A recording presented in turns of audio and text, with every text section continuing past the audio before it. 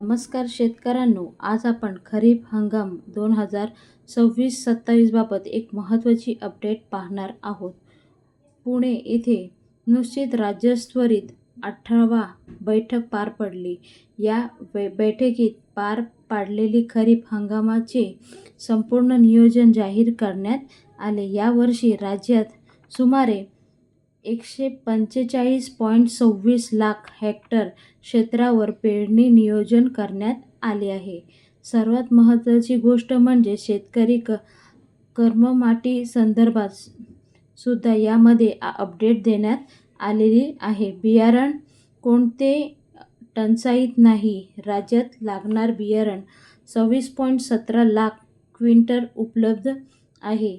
तब्बल 28.5 लाख क्विंटल म्हणजेच 139% आहे. खताच्या बाबतीत मोठा दिलासा सुद्धा या ठिकाणी सांगण्यात आलेला आहे. राज्याला 48.80 लाख मेट्रिक टन खत मंजूर झाले असून आतापर्यंत 25.17 लाख मेट्रिक टन खत उपलब्ध झाले आहे. म्हणजे शेतकऱ्यांना बियाणं आणि खताची चिंता करायची गरज नाही, असं सरकारने सांगितलं आहे. याबरोबर हवामानबाबतनी एक महत्त्वाची सूचना सुद्धा दिलेली आहे. आता ही सूचना कोणती आहे ते जाणून घेऊया. भारतात हवामान खात्याच्या अंदाजानुसार यंदा सरासरीचे 92% पाऊस पडण्याची शक्यता आहे.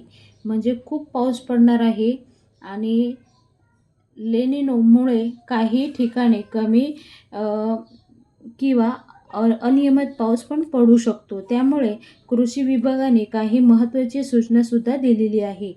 महत्त्वाचा सूचना आहे, समजून घ्या. हवामान परितोरोधक बियाणं या वापर करा. सूक्ष्म सिंचन पद्धत वापरा. याबरोबर जलसंसाधनावर भर द्या. योग्य पीक नियोजन करा. आता सर्वात मोठी बातमी ही आनंदाची आहे. म्हणजे 30 जूनपूर्वी कर्ज माफी. अहिल्याबाई होळकर कर्जमाफी योजनेअंतर्गत 2 लाख व्यक्ती कर्ज माफ होऊ शकतो.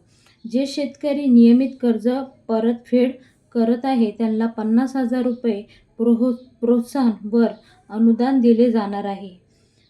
आणि ह्याची माहिती राज्याने कृषी मंत्री यांनी दिलेली आहे. सरकार शेतकऱ्यांना पाठीशी उभे आहे आणि तुम्ही बिनधास्त शेती करा असं सरकार स्वतः प्रोत्साहन देत आहे. खरी हंगाम यशस्वी करण्यासाठी ही माहिती अतिशय आनंदाची आहे आणि जास्तीत जास्त पुढे शेअर करा. प्रत्येक शेतकऱ्यांनी ह्या योजनेचा लाभ घ्यायला पाहिजे. व्हिडिओ जास्तीत जास्त पुढे शेअर करा.